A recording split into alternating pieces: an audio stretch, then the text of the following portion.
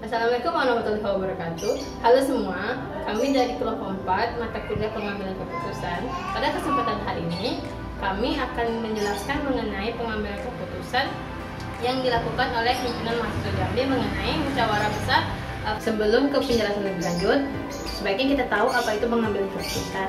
Pengambilan keputusan adalah tindakan memilih alternatif dari berbagai alternatif yang ada dengan mempertimbangkan informasi, pengetahuan, dan sumber daya yang dimiliki, serta dengan menggunakan pendekatan yang sistematis. Dalam pengambilan keputusan ini ada beberapa proses atau tahapan. Nah, menurut Febriana ada 4 tahapan dalam proses pengambilan keputusan, yaitu yang pertama mengidentifikasi masalah, yang kedua merumuskan alternatif-alternatif, yang ketiga menganalisa alternatif-alternatif yang telah dibuat, yang keempat adalah mengusulkan penyelesaian dan menyarankan suatu tindakan penyelesaian. Nah, sekarang kita masuk ke tahap pertama, yaitu identifikasi masalah.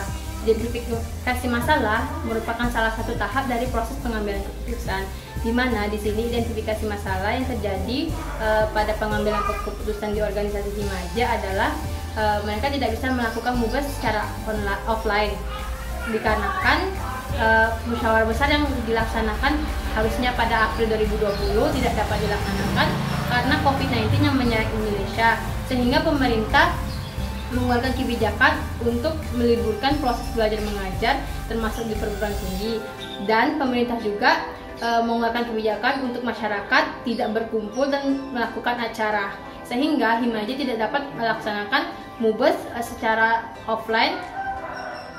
Baiklah, mengangkat permasalahan mengenai musyawarah besar atau mubes yang rutin setiap tahunnya dilaksanakan oleh Himaja Unsri. Akan tetapi pada tahun ini karena adanya pandemi COVID-19, maka acara tersebut mengalami berbagai macam kendala. Maka dari itu, baik dari BPH maupun anggota Himaja Unsri lainnya mengusulkan beberapa alternatif dalam memecahkan masalah tersebut, di mana alternatif yang pertama yaitu Himaja Seni Fakun dan lompat ke pengurusan angkatan 2020 dengan pertimbangan di mana masih banyak proker atau program kerja lainnya yang belum berjalan dengan baik, dan akan tetapi proker besar seperti proker Sriwijaya Bersanjo dan Instagram Himaja akan tetap berjalan seperti biasanya dan langsung diadakannya PLT. Sedangkan alternatif yang kedua yaitu mubes dilakukan secara offline di Kota Jambi dengan pertimbangan mengingat banyak anggota Himaja lainnya yang berada di luar Kota Jambi, sehingga tidak memungkinkan untuk hadir secara langsung mengingat sedang berlangsungnya PSBB atau pembatasan sosial berskala besar.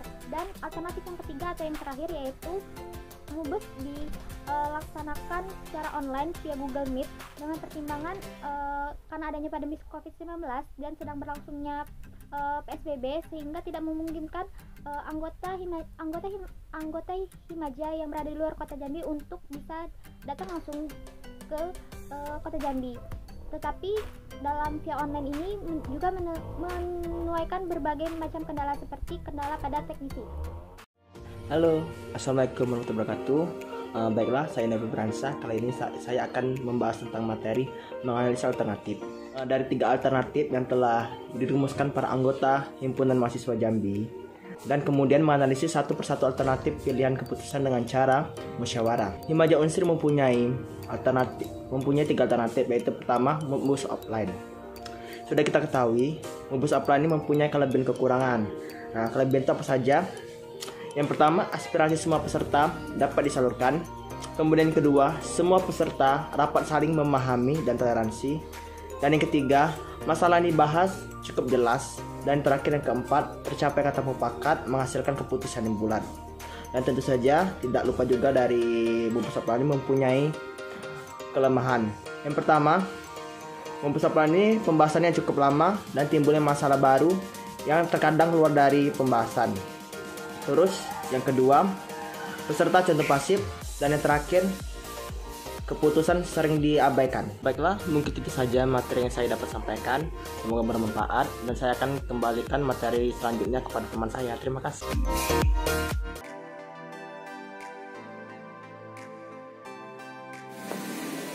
Nah, alternatif keputusan yang kedua yaitu musyawarah besar dilakukan dengan cara online. Nah, keputusan tersebut diambil mengingat diberlakukannya pembatasan sosial berskala besar dan larangan berkumpul oleh pemerintah.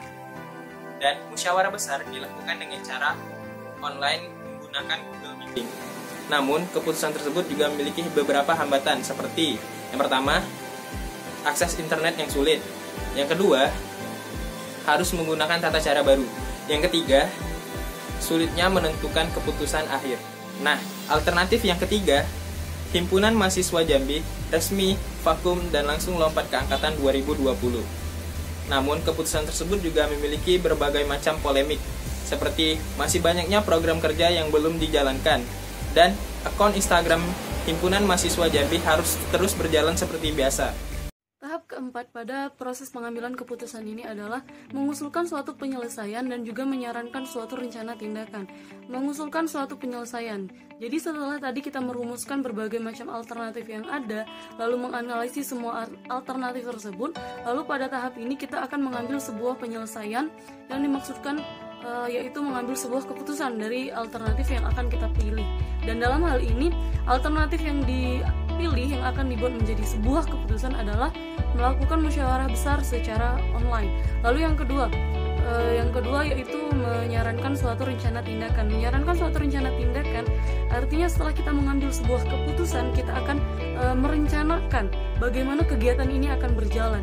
Kita akan menyusun berbagai macam rangkaian tahap per tahap bagaimana sih sebuah musyawarah besar secara online ini akan dapat terlaksana, mulai dari persiapan perlengkapan fisik maupun non fisik, lalu penyusunan kepanitiaan di mana panitia akan dibagi berdasarkan tanggung jawab dan job desk masing-masing.